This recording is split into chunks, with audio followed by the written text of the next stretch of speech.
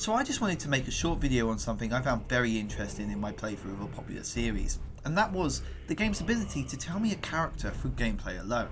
While a lot of games usually rely on cutscenes to show character, there is one segment in the opening that through simply gameplay alone tells me what I need to know about the protagonist's personality. And that game that masterfully does this is God of War. Hang on a second, that's the wrong game. Let me just change that for a second.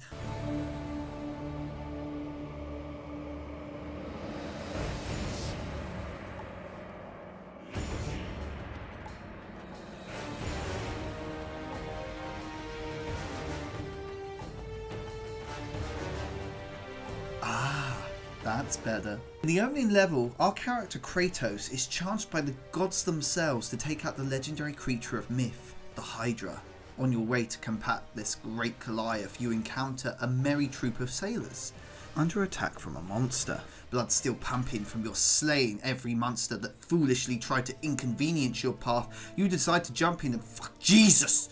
This bit of the game is just greatly staged. You have a nice clean shot of the sailors being attacked before you leave the boat, showing the havoc and suffering that the monsters are causing to them for the purpose of subverting your expectations. In most video games, you would usually try and stop the human characters getting killed by monsters, and then BAM! You saw through a poor man's head.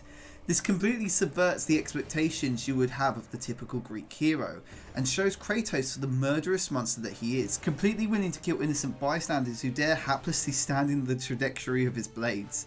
Nothing before this point really suggests that Kratos was that much of a bastard. It hadn't been mentioned in any cutscene at all, and yes, while his kills were pretty violent, they were against monsters, not regular humans. To further cement Kratos' barbarism, the game rewards you with health, saying, yeah, don't worry about that, that's just how things go in ancient Greece. It also shows a very consistent character quality.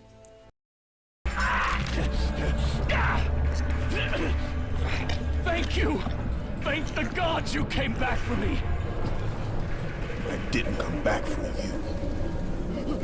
No! Kratos is willing to screw over anyone as long as it benefits him, and by rewarding you for acting like this, you also begin to screw anything that's in your way so that you can get health.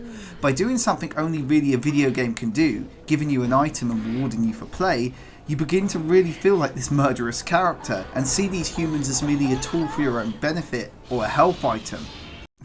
And it makes you do this like a psychopath, like Kratos. It's not through a cinematic scene we become closer to the character, it's through gameplay. A lot of big budget games are now praised for their ability to blend cutscenes through gameplay seamlessly and develop a character through a more cinematic form of storytelling. But this one bit of me accidentally slicing through 5 people tells me more about Kratos' character than any cutscene ever could. This isn't a slight against these type of games, a lot of them are great, but I feel gaming as a medium offers a different opportunity to express itself than cinema.